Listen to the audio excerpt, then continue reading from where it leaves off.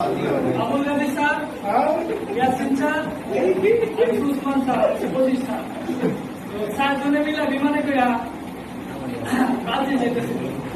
তো যাওয়ার পথে আফ্রিকার মনোহন আমাজন বলে বিমানটা বিধ্বস্ত হয়ে গেছে। বিধ্বস্ত হয়ে যাওয়ার পথে চারজন মানে জীবিত ছিল, সবাই মারা গেছে, বিমানটা মারা গেছে। তারপর সে জঙ্গলীরা চারজনকে আটক করছে, বলতেছে তোমাদেরকে মানে মেরে ফেলা হবে।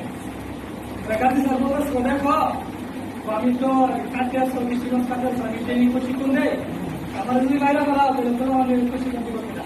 আমি খুব ভালো কাটলেও জানি ছেলেরা খুব মজাও পায়, আমার খুব আদর করে, খুব মিস করবো আমার সাইডে নেই। আর চিন্তা করেছে তো আমি তো খুব ভালো মিলাইতে পারি, আমার খুব ফানে, আমি গেলে চেক খুব মিলে যায়, আমার সাইডে নেই। আর উসমান যা করেছে কয় নাই, আমার যদি বাইরে বলা যায় চেক দেবো কেন।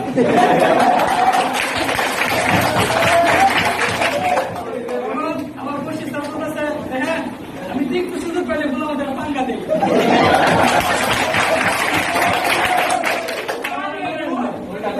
জঙ্গলি সত্য করেছে, আচ্ছা ঠিক আছে একটা সুযোগ দেও, তোমাদেরকে একটা সুযোগ দেওয়া হলো লাস্ট।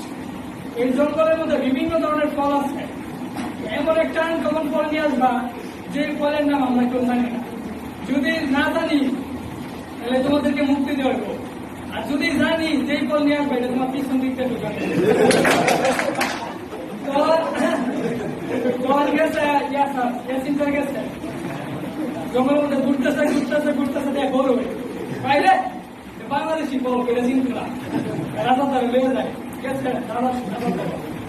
নিয়ে আসছি তারপরে এটা বড় এবার চিনি আমি পছন্দ দিয়ে ঘোরা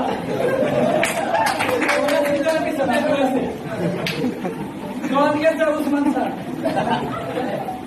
স্যার তো ঘুরে টুরে অনেক খুঁজে পাইতেছে না, পাইছে না ওই রে এটা আমার চিন্তা না রয়ে যায় আনছি এটা আম বেড়া এর পাশে দিয়ে ধুয়ে যায় উসমান স্যার পিছন দিয়ে ধুয়াইছে।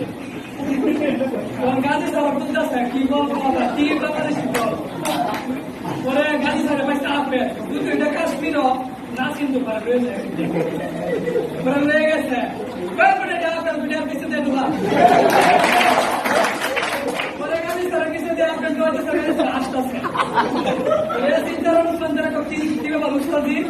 আসুন কে লেগে পিছন দিতে আপনার খবর নাই, আমার দিতেছে